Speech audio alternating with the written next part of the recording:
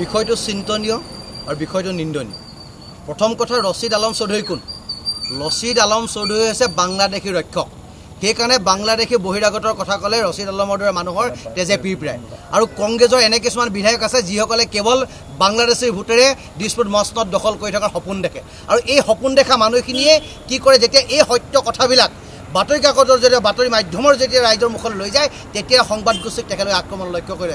আজিও এই ৰছিদ আলম ডাঙৰীয়াই এটা উজনি অসমৰ এজন সুযোগ্য সন্তান ৰাজদীপ বাইলুং বৰুৱাক তেখেতে আঙুলি টুৱাইছে। তেওঁক এইকাৰণে আঙুলি টুৱাইছে, তেখেতে সত্যনিষ্ঠ বাতৰি পৰিৱেশন কৰিছে।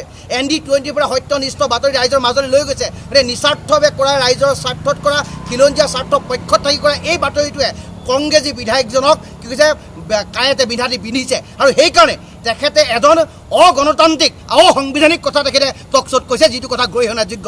আৰু অসমৰ যিজন প্ৰদেশ কংগ্ৰেছৰ সভাপতি গৌৰৱ গগৈ ডাঙৰীয়া, আপোনাক বিনম্ৰতা জনাওঁ, আপোনাৰ বিধায়কে যদি এই ধৰণৰ কথা এজন সাংবাদিকক যদি কয়, তেতিয়াহ'লে আপোনালোকৰ বিধায়কসকলৰ শিষ্টাচাৰ ক'ত আছে?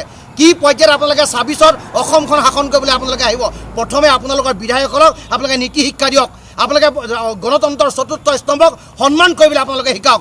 যদি কাইলৈৰ ভিতৰত ৰছিদ আলম চৌধুৰী ডাঙৰীয়া বা কংগ্ৰেছৰ গোটেই বডিখনে যদি সাংবাদিকৰ ওচৰত যদি মাত নোখোজে, অন স্ক্ৰীণত তেখেতক যি ননচেন্স বুলি যিটো কথা কৈছে আৰু স্পৰ্শকাতৰ বিষয়টো তেখেতে উপস্থাপন কৰে, তেখেতক যি ভাবুকি দিছে, সেই ভাবুকিৰ ক্ষেত্ৰত তেখেতলোকে যদি অসমীয়া ৰাইজৰ ওচৰত যদি মাত নোখোজে, সেই সংবাদ গোষ্ঠীৰ ওচৰত যদি মাত নোখোজে, তেতিয়া সদৌ তাহিম ছাত্ৰ সন্থাই উজনি অসমত কংগ্ৰেছৰ বিৰুদ্ধে এটা স্থিতি ল'ব, যিটো স্থিতিয়ে 26ত তেখেতলোকক নিৰ্বাচনৰ হল টেকত পেলাব। সেইটো ধৰক।